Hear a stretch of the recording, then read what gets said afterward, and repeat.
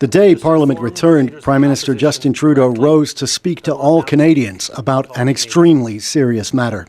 Over the past number of weeks, Canadian security agencies have been actively pursuing credible allegations of a potential link between agents of the government of India and the killing of a Canadian citizen, Hardeep Singh Nijjar. If these allegations are true, they represent an outrageous affront to Canada's sovereignty. NDP leader Jagmeet Singh, himself a Sikh, also expressed outrage over the allegations. We need to know the truth. We need to know all potential links, and anyone and everyone responsible should be brought to justice. Canada's foreign minister said the Indian government had crossed a red line.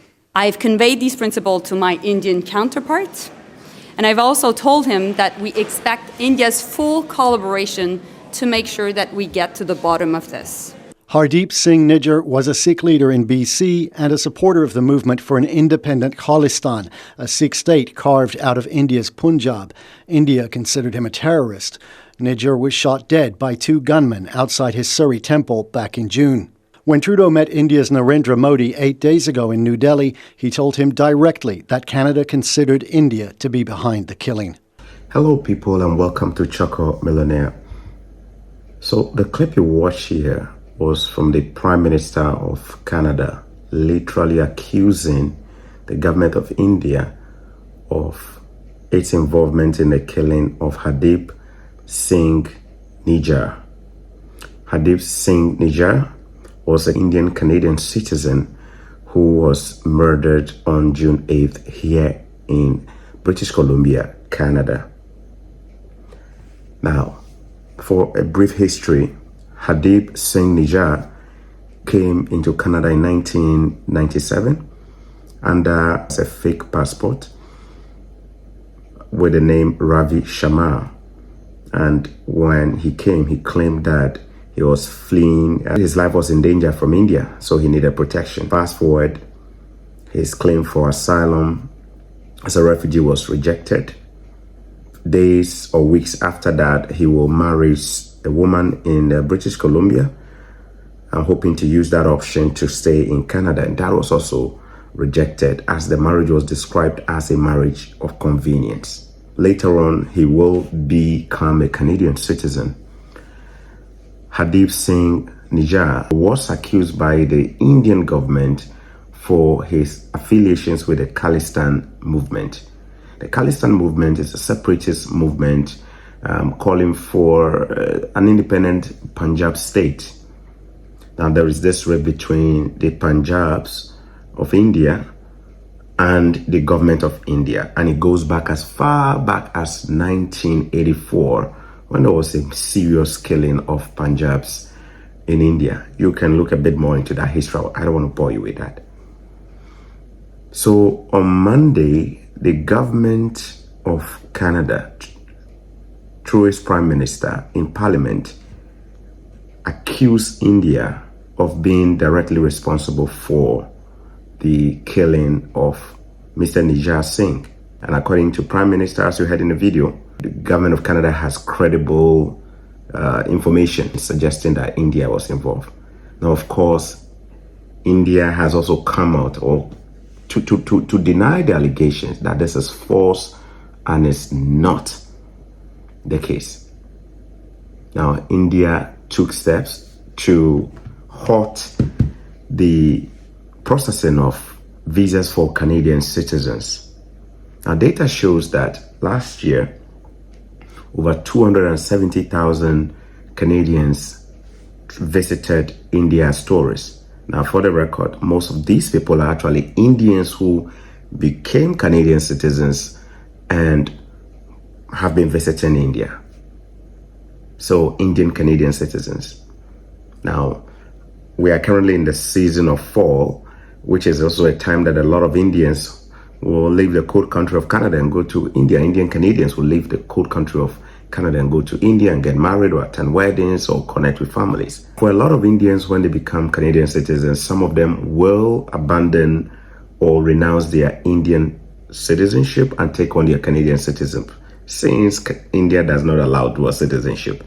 So most of them will take the Canadian citizenship and apply for what we call the OCI, which is Overseas Citizens of Indian Card, which basically allows them to go to India. But for a lot of people, they still have to apply for the visa to go to India when they become Canadian citizens. So wait a minute. The government of India took steps to suspend the processing of visa for Canadians. Now, as we speak right now, the government of Canada has also taken steps by suspending diplomats of India. India has responded through reprisal by doing the same thing. But wait a minute. Why is this video probably something Africans should be concerned about? Well, India is the largest immigrant group here in Canada when it comes to visa, permanent residence, and other immigration applications or documents. The data shows that last year, the number of people who came here, nearly 600,000 people who came into the country on study permit, Indians were almost 50% of that number. In fact, in schools here in Canada, colleges and universities, Indians alone account for about 53% of the student population. When you go to permanent residence, the data is the same. When you look at the approval rate of visas that were issued last year alone, out of 584,973 visas that were issued for study permits, India alone had a whopping 246,000 approvals out of the 584,000. The next was China with 53,000. So look at the gap. India 246,723. China, the second largest, had 53,000.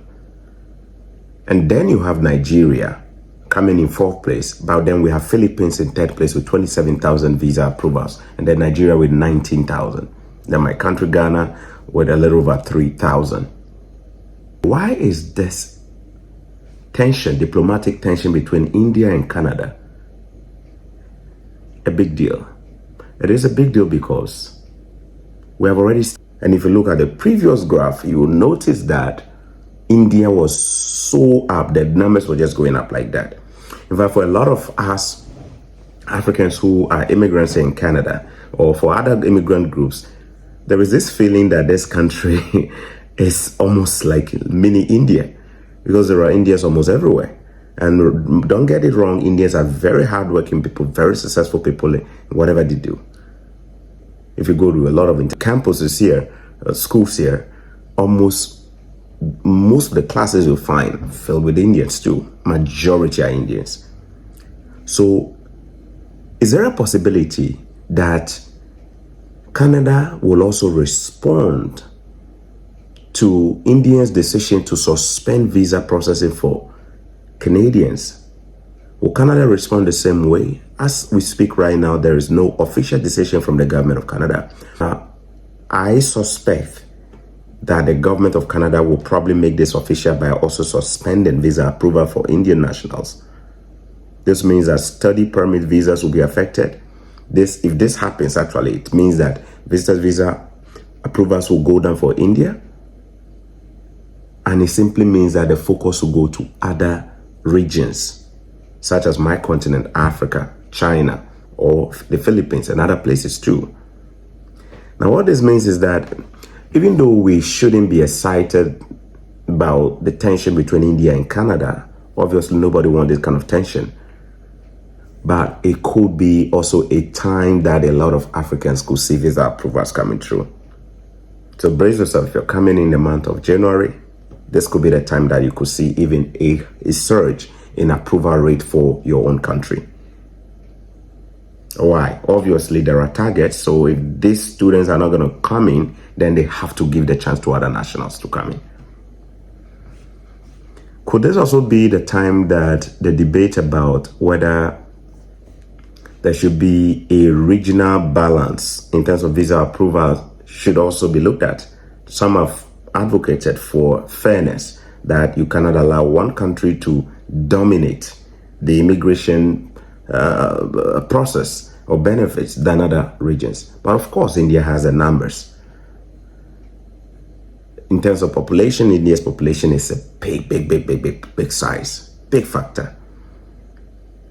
So let me know what you think in the comment section. Are you one of the people who advocate that every country should be given a fair share so that one country does not have a disproportionate representation in terms of visa approvals than others, so that others will also have a fair share? Or you think it should currently I think it's based on a few factors that probably we shouldn't be discussing in this video, maybe another session. But if you're an African watching this could be an interesting time to get your visa approval.